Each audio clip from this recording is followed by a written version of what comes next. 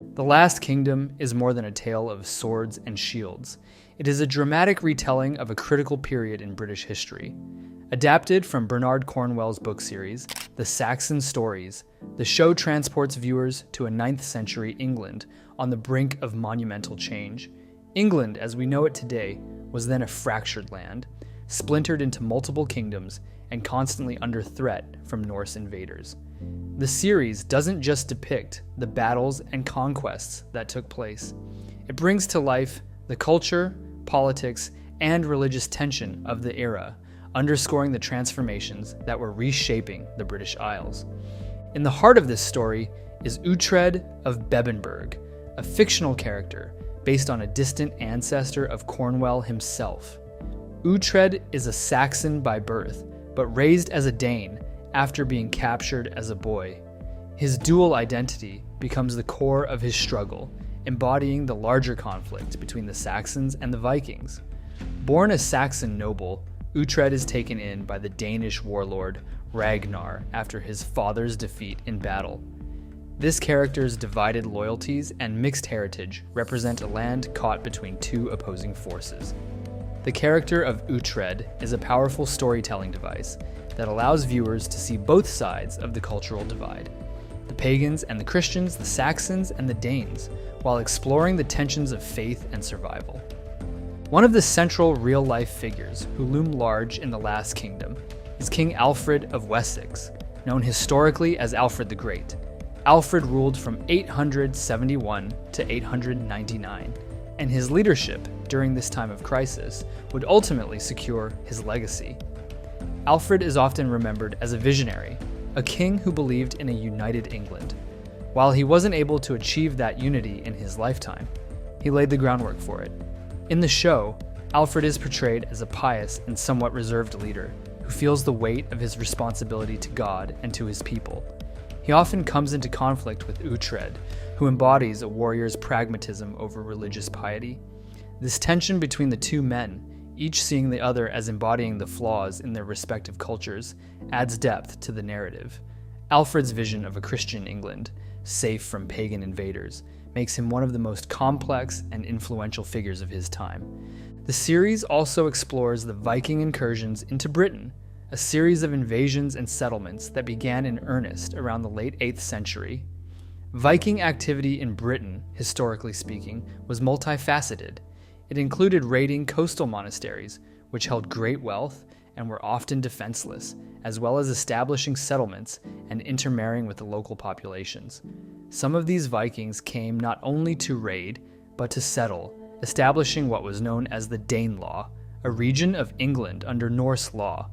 This territory stretched across much of northern and eastern England, creating a significant cultural influence in these areas that can still be traced today through place names and archaeological finds. The Danish invaders brought with them new customs, ways of life, and religious beliefs, which clashed with but also enriched the existing Anglo-Saxon traditions. The show doesn't shy away from exploring the brutal nature of warfare in this period. Battles were often hand-to-hand, with axes, swords, and spears, in what could only be described as chaotic and brutal confrontations. Armor and weapons were a mark of social status, and a warrior's equipment was typically handed down through generations.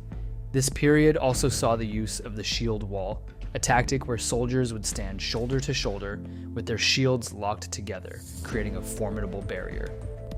In The Last Kingdom, the shield wall is a common battle formation, showing how crucial it was in real combat. Historically, battles in this era were not prolonged affairs. They were often decided in mere hours, with the outcome swayed by factors like terrain, morale, and the experience of the warriors. This emphasis on brutal and often brief combat sequences in the show is more than a stylistic choice. It reflects the harsh realities of warfare in early medieval England, where survival often depended on skill and luck in equal measure. Religion is another key theme. Christianity was gaining ground in England during this time, but many Saxons still held on to older pagan traditions, and the Danes followed Norse paganism. The Last Kingdom examines this religious tension, presenting it as a potent undercurrent that influences the decisions and lives of its characters. For instance, Alfred's piety drives his vision for a unified Christian England. His priests and advisors encourage this religious vision, at times even suggesting that Alfred's cause is divinely inspired. Uhtred, however, is torn between the Christian world of the Saxons and the pagan beliefs of his Danish family, creating a complex relationship with faith. This portrayal of religious conflict reflects the period's reality. Christian missionaries were working hard to convert the Norse and the remaining pagan Saxons, often clashing with local customs and beliefs. The Christianization of England was a slow process, and the series reflects how religion could be both a unifying and a divisive force. The series also emphasizes the power dynamics within the Viking society. Norse leaders were often elected by their warriors, unlike the hereditary monarchy system favored by the Saxons. This more egalitarian approach sometimes led to power struggles, as leaders could be replaced if they were no longer deemed fit to lead. This aspect of Viking culture is showcased through characters like Ragnar and other Danish warlords, who lead not by divine right, but by their strength, wisdom, and ability to inspire loyalty in their men.